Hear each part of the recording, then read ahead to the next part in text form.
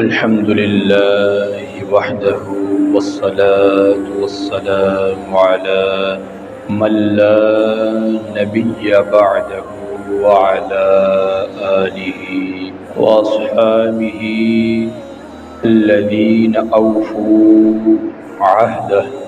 أما بعد، فأعوذ بالله من الشيطان الرجيم.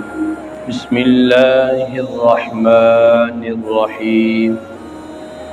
ما كان محمد أبا أحد من رجالكم ولكن رسول الله وخاتم النبيين وكان الله بكل شيء عليما. قال الله تبارك وتعالى في القرآن المجيد والفرقان الحميد: قال رسول الله صلى الله تعالى عليه وسلم: إن الرسالة والنبوة قد انقطعت فلا رسول بعدي ولا نبي، أو كما قال عليه الصلاة والسلام. صدق الله العظيم وصدق رسوله النبي الحبيب الكريم الرؤوف الرحيم. إن الله وملائكته يصلون على النبي يا أيها الذين آمنوا صلوا عليه وسلموا تسلیما. بآواز بلند محبت کے ساتھ درود و سلام پڑھ لیجئے: الصلاۃ والسلام علیک یا سیدی یا رسول اللہ وعلی آلک واصحابک یا سیدی یا حبیب اللہ. ذرا بلند آواز سے پڑھ لینا: الصلاۃ والسلام علیک یا سیدی یا نبی اللہ وعلى آلك وأصحابك يا سيدي يا خاتم النبيين. ہو نہ یہ پھول تو بلبل کا ترنم بھی نہ ہو، ہو نہ یہ پھول تو بلبل کا ترنم بھی نہ ہو، چمن دہر میں کلیوں کا تبسم بھی نہ ہو. یہ نہ ساقی ہو تو پھر میں بھی نہ ہو، خم بھی نہ ہو، بزم توحید بھی دنیا میں نہ ہو، تم بھی نہ ہو. خیمہ لات کا استادہ اسی نام سے ہے، نبض ہستی تپش آمادہ اسی نام سے ہے. اللہ جل جلالہ و عم نوالہ کی حمد و ثنا اور نبی مکرم شفیع معظم تاجدار بنی آدم فخر کائنات مفخر موجودات آمینہ کے لال حبیب پروردگار حضرت محمد مصطفیٰ صلی اللہ تعالی علیہ وسلم کی بارگاہ کے اندر ہدیہ درود و سلام کا نذرانہ پیش کرنے کے بعد سامعین و حاضرین دوستو بزرگ السلام علیکم ورحمۃ اللہ. احباب ذی وقار مسلمانوں کا یہ عقیدہ ہے کہ رب کائنات نے نبی کریم رؤوف الرحیم صلی اللہ تعالی علیہ وسلم روئے زمین کی ہر قوم انسانی طبقہ کی طرف رسول بنا کر بھیجا. یہ ہمارا ہم مسلمانوں کا عقیدہ ہے. کوئی اس عقیدے کو مانے گا تو اپنی عاقبت کو بہتر بنا لے گا، اور جو نہیں مانتا پھر اس کا انجام اللہ تبارک و تعالیٰ کے ہاں لکھا جا چکا ہے. اور آپ علیٰ نبینا و علیہ الصلاۃ والسلام جہاں اللہ تبارک و تعالیٰ کے نبی ہیں، ہر قوم کے لیے، ہر انسانی طبقے کے لیے، وہیں دوسری جانب رب کائنات نے محبوب علیہ الصلوۃ والسلام پر نازل ہونے والی کتاب قرآن مجید فرقان حمید کو یہ اعزاز عطا فرمایا، اور یہ اعزاز حضور علیہ الصلوۃ والسلام کے وسیلہ پاک کی وجہ سے قرآن مجید فرقان حمید کو ملا کہ جب قرآن مجید فرقان حمید کا نزول ہوتا ہے، اس کے نزول ہوتے ہی جتنے بھی سابقہ کتب کے اندر احکامات موجود تھے، اس کتاب نے ان تمام سابقہ کتب کے احکامات کو منسوخ کر دیا۔ یعنی یہ کتاب ان احکامات کو ختم کر دینے والی کتاب ہے۔ کیوں؟ کیونکہ جب ان انبیاء کا زمانہ گزر گیا، اب زمانہ ہے آقا دو عالم صلی اللہ تعالی علیہ وسلم کا۔ اب یہ نہیں ہے کہ حضور علیہ الصلوۃ والسلام جس دور کے اندر تھے صرف اس دور والوں کے لیے آپ نبی ہیں۔ جس دور میں اللہ تبارک و تعالیٰ نے ظاہری طور پر آپ کی پیدائش فرمائی، اس دور سے لے کر، اور اگر میں اس بات کو اس انداز میں کہوں کہ آدم علی نبینا و علیہ الصلوۃ والسلام کے دور سے بھی پہلے، ابھی آدم علیہ الصلوۃ والسلام کی پیدائش بھی نہیں ہوئی تھی، حضور علیہ الصلوۃ والسلام نے فرمایا کہ وَآدَمُ بَيْنَ الْمَاءِ وَالطِّينِ، کہ میں اس وقت بھی نبی تھا کہ جب آدم علیہ الصلوۃ والسلام کا خمیر تیار ہو رہا تھا، آپ ابھی پانی اور مٹی کے درمیان میں تھے، آپ ابھی پانی اور مٹی کے درمیان میں تھے۔ حضور فرماتے ہیں میں اس وقت بھی نبی تھا، میں اس وقت بھی نبی تھا۔ حکمت باقی تو عالم صلی اللہ تعالی علیہ وسلم نے جبرائیل امین سے پوچھا کہ اے جبریل یہ تو بتاؤ تمہاری عمر کتنی ہے؟ ابھی حضور علیہ الصلوۃ والسلام کی نبوت پر دلیل پیش کر رہا ہوں، آقا دو عالم صلی اللہ تعالی علیہ وسلم کب سے نبی ہیں اس پر دلیل پیش کر رہا ہوں کہ جناب رسالت مآب صلی اللہ تعالی علیہ وسلم نے جبرائیل امین سے پوچھا کہ اے جبریل یہ تو بتا کہ تمہاری عمر کتنی ہے؟ تو جبرائیل امین محبوب علیہ الصلوۃ والسلام کی بارگاہ میں عرض کرتے ہیں کہ یا رسول اللہ صلی اللہ تعالی علیہ وسلم میں اپنی عمر کے بارے میں تو نہیں جانتا، میں یہ تو نہیں جانتا کہ میری عمر کتنی ہے، ہاں مگر اتنا ضرور جانتا ہوں کہ 70,000 سال کے بعد آسمان پر ایک ستارہ نمودار ہوتا ہے، میں جبریل نے اس ستارے کو 72,000 مرتبہ دیکھا ہے۔ 72,000 مرتبہ ستارہ کب طلوع ہوتا ہے؟ 70,000 سال کے بعد، اور جبرائیل امین نے 72,000 مرتبہ اس ستارے کو دیکھا ہے۔ اب اندازہ فرمائیے کہ جبرائیل امین کی عمر کتنی ہوگی کہ جنہوں نے 72,000 مرتبہ اس ستارے کا دیدار کیا ہے، کہ جس ستارے کو اللہ تبارک و تعالی 70,000 سال کے بعد آسمان پر ظاہر کرواتا ہے۔ اب جبرائیل امین کی عمر کا اندازہ آپ کر لیجئے، آگے سماعت کیجئے کہ آقا دو عالم صلی اللہ تعالی علیہ وسلم نے یہ سننے کے بعد کیا جواب ارشاد فرمایا۔ روایات مختلف ہیں، ایک روایت کے اندر آتا ہے کہ آقا دو عالم صلی اللہ تعالی علیہ وسلم نے اپنا حجاب ہٹایا، اپنا حجاب ہٹایا اور جبرائیل امین سے کہا کہ جبریل ذرا دیکھو کیا نظر آتا ہے۔ اور ایک روایت کے اندر آتا ہے کہ آقا دو عالم صلی اللہ تعالی علیہ وسلم نے ارشاد فرمایا کہ جبریل جانتے ہو کہ وہ ستارہ کیا ہے؟ جبرائیل امین عرض کرتے ہیں کہ یا رسول اللہ صلی اللہ علیہ وسلم میں نہیں جانتا۔ محبوب علیہ السلام نے فرمایا کہ جبریل وہ ستارہ کوئی اور نہیں، تیرے سامنے کھڑا اللہ کا نبی محمد مصطفیٰ۔ یعنی اس سے محبوب علیہ السلام کی نبوت کی دلیل نظر آ رہی ہے۔ یہ دلیل ہے محبوب علیہ السلام کی نبوت کی کہ حضور علیہ السلام اللہ تبارک و تعالیٰ کی جب سے ذات قائم ہے تب سے آپ اللہ کے نبی ہیں، تب سے آپ اللہ کے نبی ہیں۔ اور جو میں نے آپ احباب کے سامنے قرآن مجید فرقان حمید کی آیت کریمہ تلاوت کی ہے، اس آیت کریمہ کے اندر بھی رب کائنات نے یہی ارشاد فرمایا ہے۔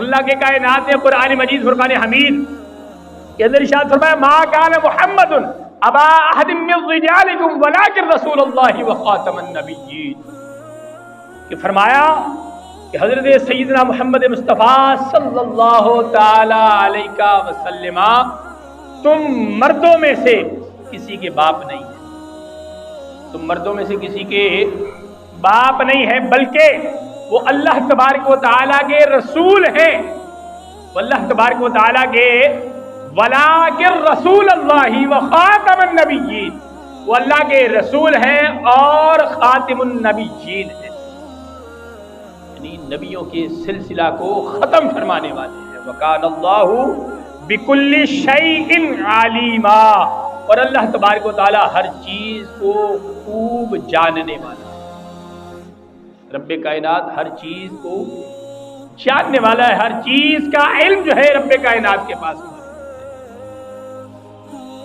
اب یہاں پر اس آیہ کریمہ کے اندر یہ ختم نبوت پر دلیل ہے کہ آقا دو عالم صلی اللہ تعالی علیہ وسلم اللہ تبارک و تعالیٰ کے آخری نبی ہیں، آپ کے بعد نبوت کا سلسلہ ختم ہو گیا، نبوت کا دروازہ بند ہو گیا۔ اور احادیث مبارکہ کے اندر آتا ہے کہ حضور علیہ الصلوۃ والسلام نبوت کے محل کی آخری اینٹ ہیں، نبوت کے محل کی آپ آخری اینٹ ہے۔ آگے چل کے میں حدیث مبارکہ بھی ذکر کروں گا قرآن مجید فرقان حمید کی حوالے سے، کہ قرآن مجید فرقان حمید کے اندر اللہ تبارک و تعالیٰ نے آقا دو عالم صلی اللہ تعالی علیہ وسلم کو جو خاتم النبیین قرار دیا ہے، اس لفظ خاتم النبیین سے مراد کیا ہے؟ لغت کے اندر اگر لفظ خاتم کا معنی تلاش کریں تو آئیے لغت کی کتابوں کے اندر دیکھتے ہیں کہ اہل لغت جو ہے لفظ خاتم کا معنی کیا لکھتے ہیں۔ اللہ اکبر۔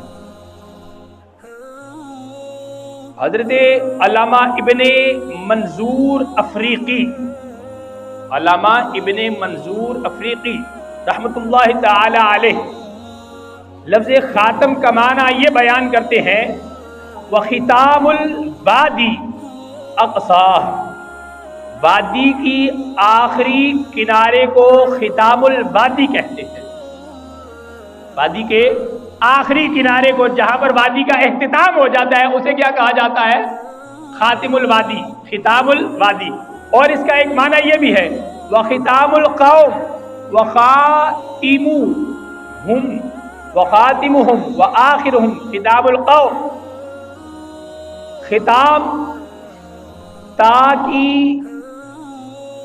زیر اور زبر کے ساتھ، یعنی تا پر زبر بھی ہے یہاں پر اور تا پر کے نیچے زیر بھی ہے، اس کا معنی ہے قوم کا آخری فرد، قوم کا آخری فرد، یعنی اس سے معنی پتہ چل رہا ہے کہ لفظ ختام، لفظ خاتم جہاں پر بھی آیا ہے اس کا معنی آخری ہی لیا جا رہا ہے، اس کا معنی کیا لیا جا رہا ہے؟ آخری۔ اس کا معنی کیا لیا جا رہا ہے؟ سب سے لاسٹ میں، سب سے آخر میں آنے والا۔ یہاں پر دوسرا معنی جو انہوں نے بتایا کہ قوم کا آخری فرد، وختام القوم، وختام القوم، قوم کا آخری فرد، عن اللحینی، عن اللحینی ومحمد صلی اللہ تعالی علیہ وسلم خاتم الانبیاء علیہ وآلہ السلام۔ اسی معنی میں لحیانی نے نقل کیا ہے کہ حضرت محمد مصطفیٰ صلی اللہ تعالی علیہ وسلم خاتم الانبیاء ہیں، یعنی نبوت کے سلسلہ کو ختم فرمانے والے ہیں۔ اللہ تبارک و تعالیٰ نے جو انبیاء کرام علی نبینا وعلیہ الصلوۃ والسلام کائنات میں مبعوث فرمائے ہیں، آقا دو عالم صلی اللہ تعالی علیہ وسلم ان تمام انبیاء کی لڑی کو ختم فرمانے والے ہیں، ان تمام انبیاء کے سلسلہ کو ختم فرمانے والے ہیں۔ آپ آخری نبی ہیں، آپ کے بعد نبوت کا دروازہ بند ہو گیا ہے۔ اللہ اکبر۔ اور حضور علی نبینا وعلیہ الصلوۃ والسلام کی اسماء گرامی سے ہے کہ قرآن مجید فرقان حمید کے اندر محمد مصطفیٰ صلی اللہ تعالی علیہ وسلم کو تمہارے مردوں میں سے کسی کے باپ نہیں ہے، لیکن وہ اللہ تبارک و تعالیٰ کے رسول بھی ہے، رسول ہونے کے ساتھ ساتھ آخری نبی ہیں، خاتم النبیین ہیں، یعنی آخری نبی۔ اور آگے فرمایا یہ جو درج ذیل اقوال پیچھے ذکر کیے ہیں، یہ جو درج ذیل اقوال ذکر کیے گئے ہیں نا، اگر ان اقوال کا بغور مطالعہ کیا جائے ان اقوال کو غور کے ساتھ اگر ان اقوال کا مطالعہ کیا جائے تو یہ بات ظاہر ہو جاتی ہے کہ لفظ خاتم کا معنی سب سے آخری ہے. لفظ خاتم کا معنی کیا ہے؟ سب سے آخری ہے. اس لحاظ سے خاتم النبیین کا معنی آخری نبی جن پر نبوت برسالت کا سلسلہ جو ہے وہ ختم ہو گیا، کہ جن کے بعد نہ تو کوئی نبی کائنات میں آ سکتا ہے اور نہ ہی کوئی رسول کائنات میں آ سکتا ہے.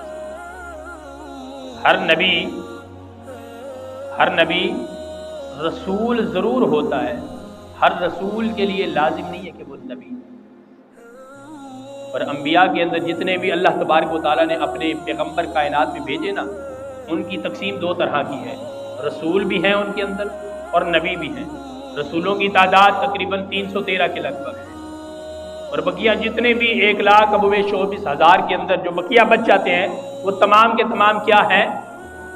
بولیے تو صحیح، وہ تمام کے تمام کیا ہے؟ نبی ہیں. 313 جو ہیں وہ رسول ہیں، اور بقیہ جتنے بھی ہیں وہ سارے کے سارے نبی ہیں. رسول نبی بھی ہوتا ہے، رسول نبی بھی ہوتا ہے. اب اللہ اکبر، زجاج نے کہا، اہل لغت کے ایک ماہر ہیں زجاج، وہ کہتے ہیں کہ لفظ ختم اور طوا کا معنی ایک ہی ہے، اور وہ معنی کیا ہے کہ کسی چیز کو اچھی طرح سے ڈھانپ دینا، کسی چیز کو اچھی طرح سے ڈھانپ دینا اور مضبوطی کے ساتھ بند کر دینا.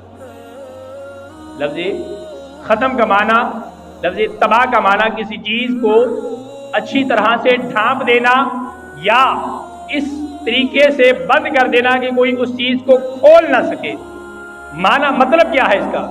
کہ جب کوئی چیز بند کر دی جاتی ہے نا، تو بند کرنے کا مطلب یہ ہے کہ اب باہر سے کوئی چیز اندر نہیں آ سکتی اور اندر سے کوئی چیز باہر نہیں جا سکتی.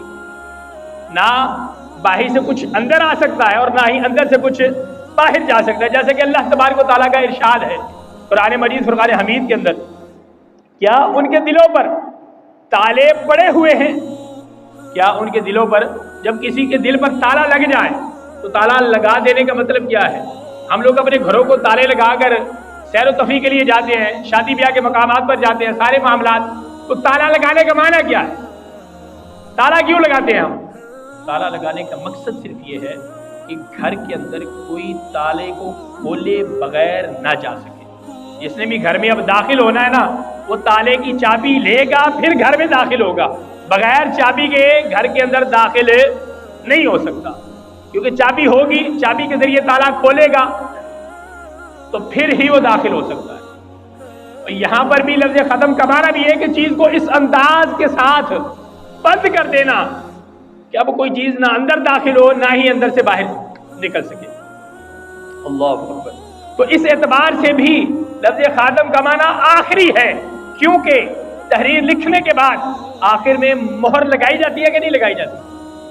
اب تو مہر صرف یہ چیز بتانے کے لیے لگائی جاتی ہے کہ یہ فرمان فلاں ارض کا ہے. پہلے جب بادشاہی دور تھا نا، اس دور کے اندر مہر لگائی جاتی تھی. کوئی چیز، کوئی رکا لکھا گیا نا، رکا لکھنے کے بعد اس کے اوپر ایک خاص قسم کی سٹیپ لگائی جاتی تھی. جس طرح آج حکومت کی طرف سے کسی جگہ کو سیل کیا جاتا ہے نا، تو سیل کرنے کے بعد تالا لگایا جاتا ہے اور اس پر لال رنگ کا ایک موم سا رکھا جاتا ہے. اس موم کے رکھنے کا مطلب ہے کہ اب یہ تالا حکومت ہی آگے کھولے گی، حکومت کے علاوہ کوئی دوسرا فرد نہیں کھولے گا. اگر کوئی دوسرا کھولتا ہے تو وہ جرمدار ہے، اس پر فرض جرم جو ہے وہ عائد کی جائے گی. تو یہی معنی یہاں پر، کیونکہ تحریر لکھی گئی ہے، تحریر لکھنے کے آخر کے اندر سٹیمپ لگا دی جاتی ہے، مہر لگا دی جاتی ہے. تو بالکل اسی انداز میں اللہ تبارک و تعالیٰ نے بھی آقا عالم صلی اللہ تعالی علیہ وسلم کو آخری نبی بنا کر بھیجا اور یہ بتا دیا کہ یہ میرے آخری نبی ہیں. ان کے آنے کے بعد یہ سٹیمپ لگا دی گئی ہے کہ محبوب علی نبینا و علیہ السلام کے بعد اب کوئی اور نبی کائنات میں نہیں آ سکتا.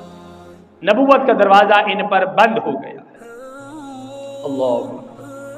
تو قرآن مجید فرقان حمید کے اندر اگر مطالعہ کریں تو اور بھی آیات بینات ہیں کہ جن کے ذریعے یہ بات پتہ چلتی ہے. آئیے قرآن مجید فرقان حمید کی آیت کریمہ الیوم اکملت لکم دینکم واتممت علیکم ورضیت لکم الاسلام دینا.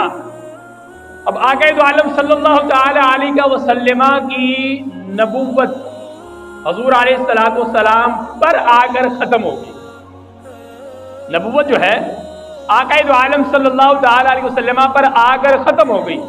اب اس آیت کریمہ سے ہمیں کیسے پتہ چل رہا ہے؟ ہم کیسے اندازہ لگا سکتے ہیں، کیسے ثابت کر سکتے ہیں کہ اس آیت کریمہ کے ذریعے کہ یہ حضور علیہ السلام کی ختم نبوت پر ایک دلیل بن رہی ہے؟ تو آئیے سنیے کہ یہ آیت کریمہ دلیل کیسے بن رہی ہے. کہ اللہ کے کائنات نے ارشاد فرمایا کہ آج کے دن میں نے تمہارے لیے تمہارے دین کو مکمل کر دیا ہے.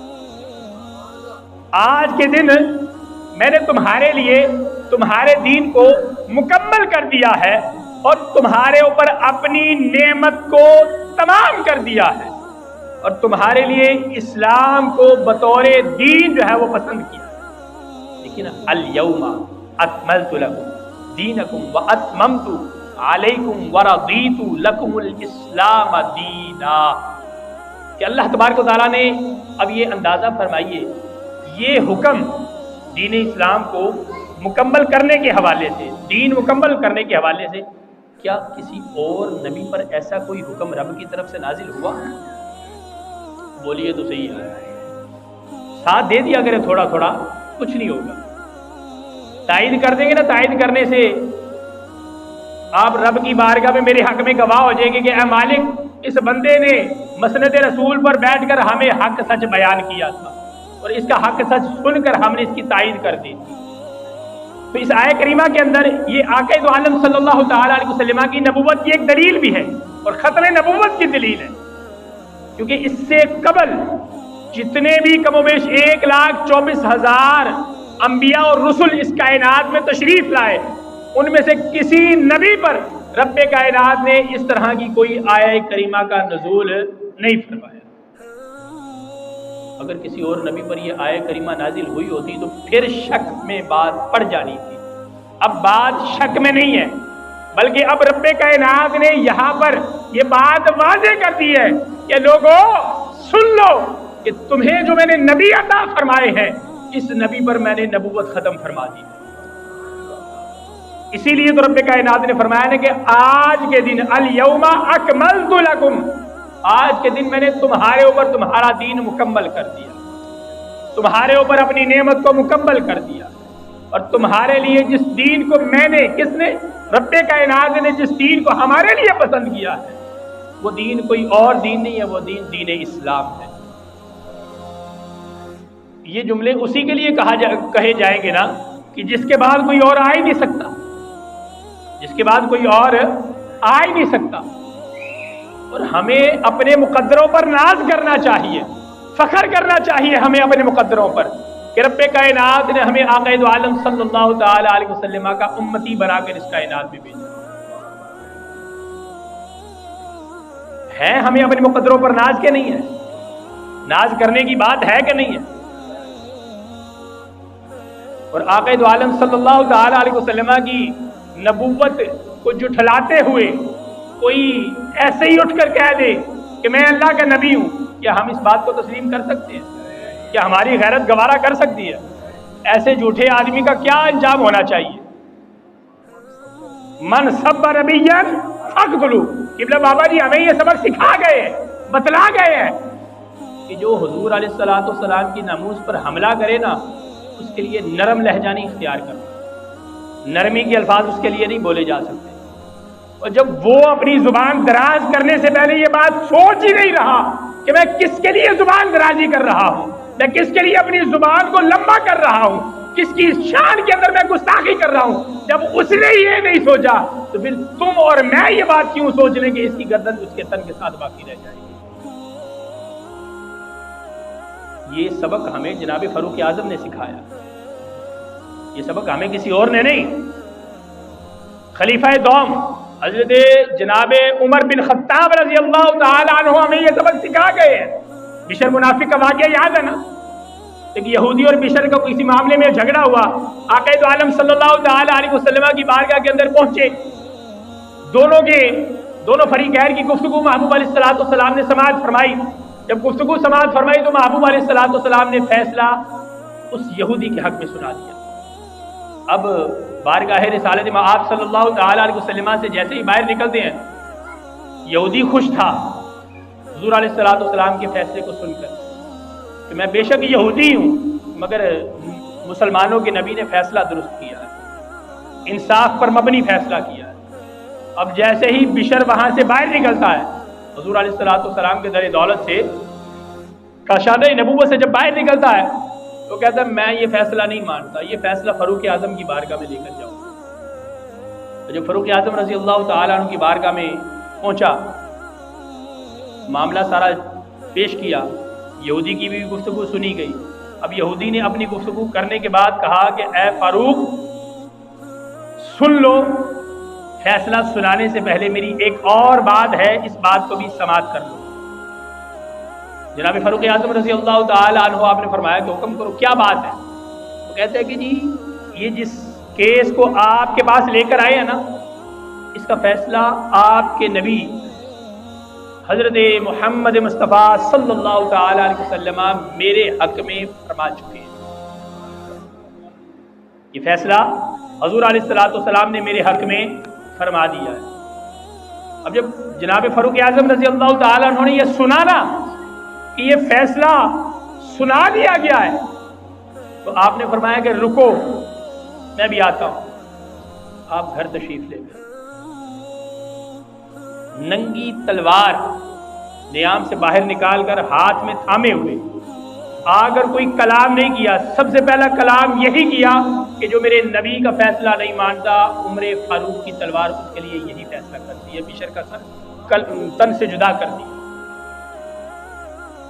اور یہاں پر اگر جناب فاروق اعظم رضی اللہ تعالیٰ عنہ کی محبت کی بات کر دوں کہ حضور علیہ السلام سے محبت کتنی کرتے تھے کہ جب آقا دو عالم صلی اللہ تعالیٰ علیہ وسلم کا ظاہری وصال پر ملال ہوا نا تو صحابہ پر ایک عجیب سی کیفیت طاری ہو گئی، کوئی ماننے کے لیے تیار ہی نہیں تھا. تب تک کسی بھی صحابی نے اس بات کو تسلیم ہی نہیں کیا جب تک کہ جناب ابو بکر صدیق رضی اللہ تعالی عنہ نے یہ واضح طور پر اعلان نہیں کر دیا. اس اعلان سے پہلے فاروق اعظم رضی اللہ تعالی عنہ کی محبت دیکھی حضور علیہ السلام کہ اگر کسی نے آ کر یہ کہا نا، یہ اطلاع دی کہ آقا دو عالم صلی اللہ تعالی علیہ وسلم ظاہری طور پر اس جہاں سے پردہ فرما گئے، آپ نے اپنی تلوار نیام سے باہر نکال لی. اب فرماتے کہ آئے اب کوئی کہہ کے دکھائے کہ حضور اس دنیا سے چلے گئے، حضور جا ہی نہیں سکتے اس دنیا سے. اگر کسی نے کہا تو اس کا سر تو اس کے تن سے جدا کر دیا.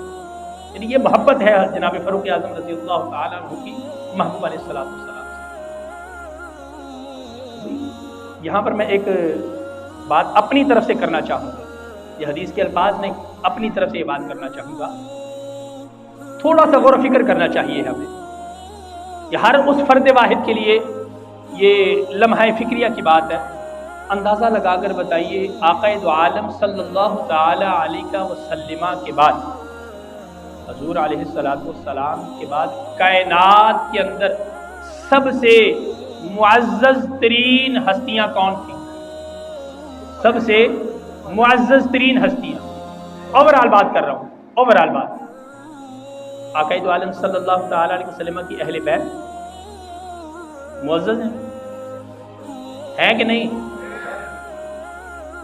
حضور علیہ السلام کے صحابہ، ان سے بڑھ کر کسی کا کامل ایمان تو نہیں تھا،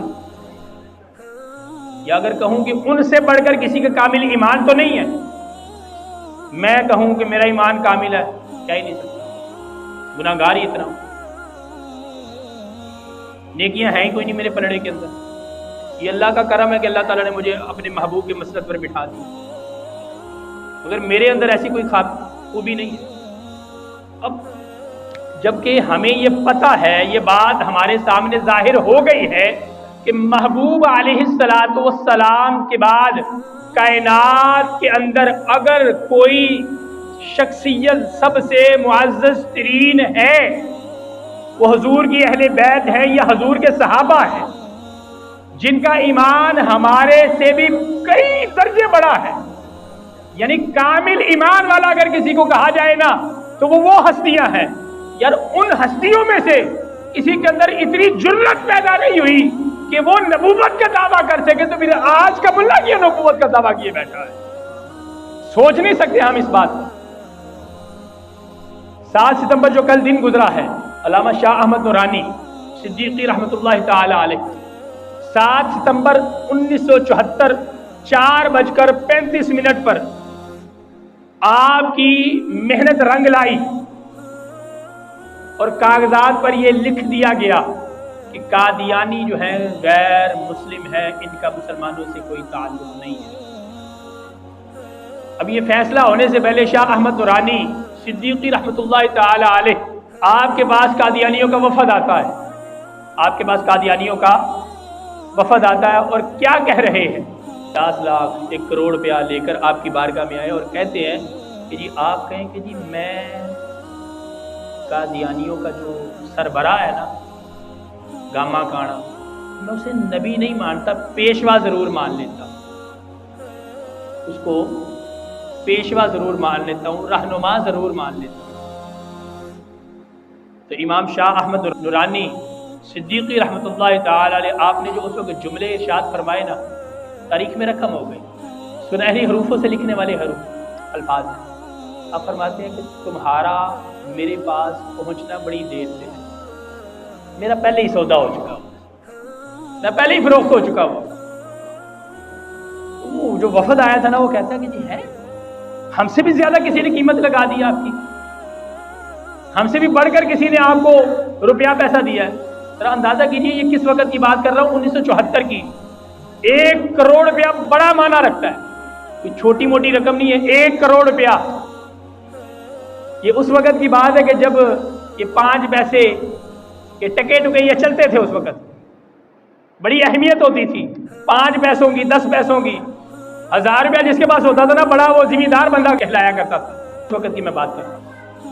1 کروڑ کی آپ کو آفر کروائی گئی. تو آپ نے جو جملے استعمال فرمائے نا، آپ فرماتے ہیں کہ میرا سودا بازار مصطفیٰ میں ہو چکا ہے، میں بازار مصطفیٰ میں بک چکا ہوں. جب انہوں نے پوچھا نا کہ وہ کون ہے کہ جس نے ہم سے بھی بڑھ کر قیمت لگائی ہے، جتنی قیمت اس نے لگائی ہے نا ہم اس سے بھی زیادہ دگنی قیمت دینے کے لیے تیار ہے، اس سے 10 گنا زیادہ قیمت دینے کے لیے تیار ہے. آپ نے فرمایا میرا سودا بازار مصطفیٰ میں ہو چکا ہے. حضور علیہ الصلوۃ والسلام کے بازار میں میرا سودا ہو چکا ہے، میں اپنی گردن ان کے آگے فروخت کر چکا ہوں. یعنی ہمارے اسلاف ایسے ہو گزرے ہیں. آج کل کے ہمارے حکمرانوں جیسے نہیں ہے ہمارے اسلاف کہ زبان سے کہہ بھی دیا لا الہ تو کیا حاصل، دل و نگاہ مسلمان نہیں تو پھر کچھ بھی نہیں.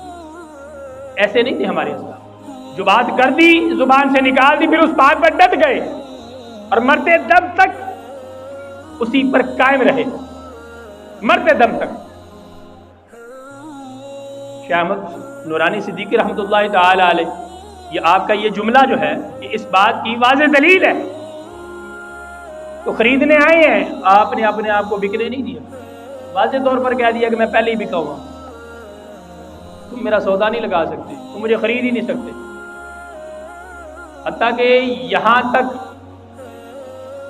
یہ جملے میں اپنی طرف سے کہ اگر اس وقت آپ کو کائنات کی ساری دولت بھی لا کر آپ کے قدموں میں رکھ دی جاتی نا تو شاید آپ اس ساری دولت کو بھی ٹھکرا دیتے. کیونکہ دل کے اندر جو عشق مصطفیٰ جس کے ہوتا ہے نا، اسے دنیا و ماورا کی دولت سے کچھ غرض نہیں ہوتی، اسے صرف اس چیز سے غرض ہوتی ہے کہ جن کی بارگاہ کے اندر میں بک چکا ہوں وہاں مقبول ہو گیا نا، پھر دنیا داروں کی مجھے کوئی فکر نہیں.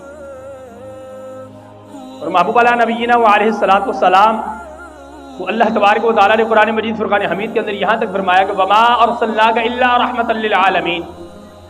یہ بھی خاصہ آقا دو عالم صلی اللہ تعالیٰ علیہ وسلم کے حصے کے اندر ہے.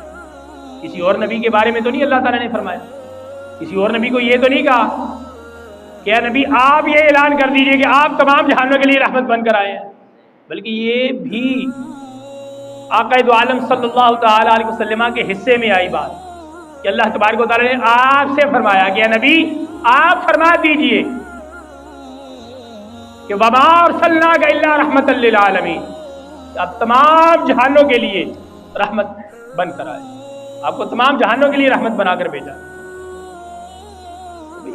نبی مکرم شفیع معظم صلی اللہ تعالی علیہ وسلم جیسا ہونا تو بڑی دور کی بات ہے، بڑی دور کی بات ہے۔ آپ کے غلاموں کے غلاموں کے غلاموں جیسا کوئی لا کر دکھائے نا یار۔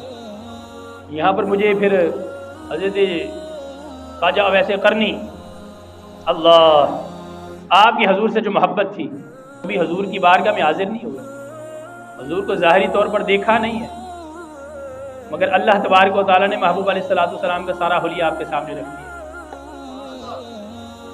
جب آقا دو عالم صلی اللہ تعالیٰ علیہ وسلم نے اپنا جبہ عطا فرمایا نا اور حکم دیا کہ یہ جا کے میرے اویس کو دے دے، تو جناب اویس قرنی کی بارگاہ میں جب حضور علیہ الصلوۃ والسلام کا جبہ لے کر حاضر ہوئے، اور حضور علیہ الصلوۃ والسلام نے یہ بھی ارشاد فرمایا تھا کہ اویس سے کہنا میری امت کے لیے بخشش کی دعا کرنا۔ ختم نبوت کے ساتھ ساتھ آقا دو عالم صلی اللہ تعالیٰ علیہ وسلم سے حضور علیہ الصلوۃ والسلام کے غلاموں کی محبت بھی ساتھ ساتھ ذکر کیے جا رہا ہوں، تاکہ آپ کو پتہ ہو کہ ہمیں حضور علیہ الصلوۃ والسلام سے محبت کس طرح کرنی چاہیے، ہمیں حضور علیہ الصلوۃ والسلام سے محبت کس انداز میں کرنی چاہیے۔ کہ جب جبہ پیش کیا گیا نا تو آپ نے سوال کیا کہ حضور علیہ الصلوۃ والسلام کے ابرو کیسے ہیں؟ صحابہ جناب فاروق اعظم رضی اللہ تعالیٰ عنہ، مولا کائنات جناب بلال حبشی رضی اللہ تعالیٰ عنہ ساتھ موجود ہیں، تینوں حیرت میں مبتلا ہو گئے کہ اب ہم کیسے بتائیں کہ حضور کے ابرو کیسے ہیں؟ حضور کو تو ہر وقت ہم دیکھتے رہتے ہیں، ہر وقت زیارت کے اندر ہم مستغرق رہتے ہیں، مگر کبھی اتنا غور سے تو دیکھا ہی نہیں کہ ہم ابروؤں کے بارے میں بتا سکیں کہ محبوب علیہ الصلوۃ والسلام کے ابرو کیسے ہیں۔ تو فرمایا کہ ہم دیکھا ضرور ہے کہ بتا نہیں پا رہے۔ تو جناب خواجہ اویس قرنی رضی اللہ تعالیٰ عنہ آپ نے پتہ کیا جواب ارشاد فرمایا؟ آپ فرماتے ہیں کہ آقا دو عالم صلی اللہ تعالیٰ علیہ وسلم کو اگر کوئی دور سے دیکھتا ہے نا تو یہ ابرو ایسے لگتے تھے کہ جیسے ملے ہوئے ہیں، اور جب کوئی قریب سے دیکھتا تو ابرو کھلے ہوئے نظر آتے۔ یہ تو صحابہ تابعین کی محبت ہے حضور علیہ الصلوۃ والسلام۔ ایک اللہ تبارک و تعالیٰ کے ولی کامل کی حضور علیہ الصلوۃ والسلام سے محبت کا انداز دیکھیے۔ مرید اپنے پیر کی بارگاہ کے اندر خربوزہ لے کر آتا ہے، کیا لے کر آتا ہے؟ خربوزہ لے کر آتا ہے، اور کہتا ہے کہ حضور اسے تناول فرمائے۔ اب پیر صاحب نے خربوزہ اٹھایا، سونگھا، رکھ دیا، مرید حیرت میں مبتلا ہے، یہ پیر صاحب نے عجیب بات کی ہے، میں کھانے کے لیے لے کر آیا ہوں اور پیر صاحب نے خربوزہ اٹھایا ہے، سونگھا، سونگ کر رکھ دیا۔ اب مرید پیر صاحب کو کیا کہہ رہا ہے کہ حضور یہ کیا ماجرا ہے، یہ میں کھانے کے لیے لے کر آیا ہوں۔ تو پیر صاحب کیا کہتے ہیں؟ مجھے بھی پتا ہے کہ کھانے کے لیے، مجھے بھی پتا ہے کہ یہ کھانے کے لیے، مگر میں کھا نہیں رہا، اس کے پیچھے بھی تو کوئی وجہ ہوگی نا، حضور بتا دیجئے کہ اس کے پیچھے کیا وجہ ہے۔ فرماتے ہیں کہ مجھے ابھی تک اس بات کا علم نہیں ہے کہ میرے محبوب علیہ الصلوۃ والسلام نے خربوزے کو کس طرح تناول فرمایا۔ آقا دو عالم صلی اللہ تعالیٰ علیہ وسلم نے خربوزہ تناول فرمایا تو کس طرح تناول فرمایا؟ جب مجھے علم ہو جائے گا نا تو میں بھی اسے تناول کر لوں گا۔ یہ محبت ہے حضور علیہ الصلوۃ والسلام۔ تو پھر آقا دو عالم صلی اللہ تعالیٰ علیہ وسلم، اللہ اکبر، ختم نبوت کے حوالے سے آقا دو عالم صلی اللہ تعالیٰ علیہ وسلم خود جو حدیث مبارکہ بیان فرما رہے ہیں اپنی ختم نبوت پر، کہ حضرت جناب سیدنا ابو ہریرہ رضی اللہ تعالی عنہ سے روایت ہے، مسلم شریف کی حدیث مبارکہ ہے، فرماتے ہیں فضلت علی الانبیاء ست اعطیت جوامع الکلم ونصرت بالرعب واحلت لی الغنائم وجعلت للارض طہورا ومسجدا وارسلت الى الخلق کافۃ وختم بالنبیین او کما قال صلی اللہ تعالی وسلم۔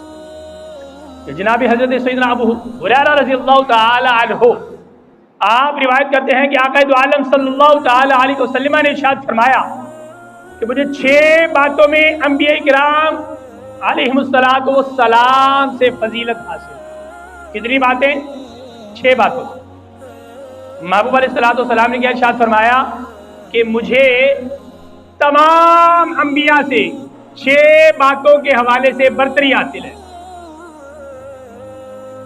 اور وہ 6 باتیں کون کون سی ہیں؟ آقا دو عالم صلی اللہ تعالی علیہ وسلم نے فرمایا مجھے جوامع الکلام سے نوازا گیا، جوامع الکلم سے نوازا گیا۔ جناب ابو ہریرہ رضی اللہ تعالیٰ عنہ فرماتے ہیں کہ محبوب علیہ الصلوۃ والسلام نے فرمایا کہ اللہ تبارک و تعالیٰ نے مجھے تمام انبیاء سے 6 باتوں میں برتری عطا فرمائی۔ ان 6 باتوں میں سب سے پہلی بات کیا ہے کہ مجھے جوامع الکلم بنایا۔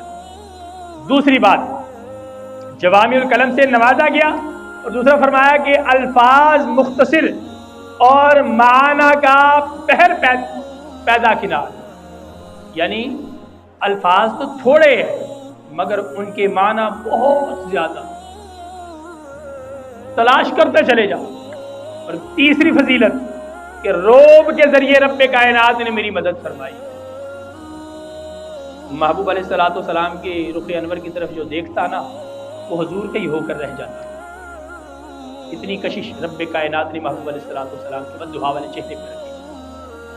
اور اگر کوئی کسی اور حوالے سے دیکھتا تو رو بھی اتنا تھا کہ محبوب علیہ الصلوۃ والسلام کے چہرے کو زیادہ دیر تک ہی نہیں سکتا۔ تو پھر فرمایا کہ میرے لیے غنیمت کا مال حلال کر دیا۔ غنیمت رب کائنات نے محبوب علیہ الصلوۃ والسلام کے لیے حلال فرمایا، اور میرے لیے ساری روئے زمین کو رب کائنات نے مسجد بنا دیا۔ یہی وجہ ہے کہ ہم لوگ سفر میں ہوں، حضر میں ہوں، کہیں پر بھی ہوں، جہاں پر بھی نماز کا وقت ہوتا ہے مصلی زمین پر بچھا کر ہم نماز ادا کر لیتے ہیں کہ اللہ تبارک و تعالیٰ نے محبوب علیہ الصلوۃ والسلام کے لیے پوری روئے زمین کو کیا بنا دیا؟ مسجد بنا دیا، اور اس سے تیمم کی اجازت عطا فرما دی، مٹی سے تیمم کی اجازت بھی دے دی، اور مجھے تمام مخلوق کے لیے رسول بنایا گیا۔ تمام مخلوق کے لیے کیا بنایا گیا؟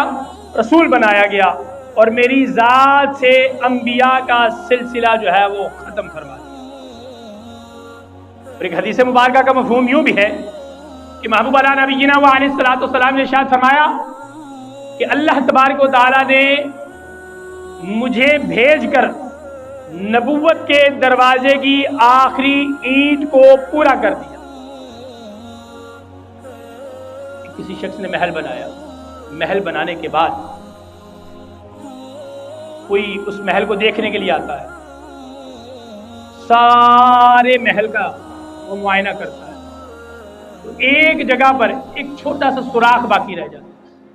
اب پورے محل کا نظارہ کرنے والا شخص اس سوراخ کو دیکھ کر کیا کہے گا؟ لگتا ہے کہ مستری نے اتنے آ کے کوئی جڑا نا کپڑا کر لیا، کہ مستری سے یہاں پر آ کر کوئی نہ کوئی بھول ہو گئی ہے۔ تو حضور علیہ الصلوۃ والسلام نے فرمایا کہ اللہ تبارک و تعالیٰ نے جو نبوت کا محل تیار فرمایا ہے نا، اس نبوت کے محل کو میرے آنے کے بعد مکمل کر دیا۔ میں نبوت کے محل کی آخری اینٹ ہوں، میرے بعد سلسلہ نبوت جو ہے وہ ختم ہو گیا۔ رب کائنات کی بارگاہ کے اندر دعا ہے کہ مالک ذوالجلال ہمیں محبوب علیہ الصلوۃ والسلام کی ختم نبوت پر حقیقی معنوں میں یقین رکھنے کی توفیق عطا فرمائے۔ وآخر دعوایا ان الحمدللہ رب العالمین۔ یار زندہ صحبت والے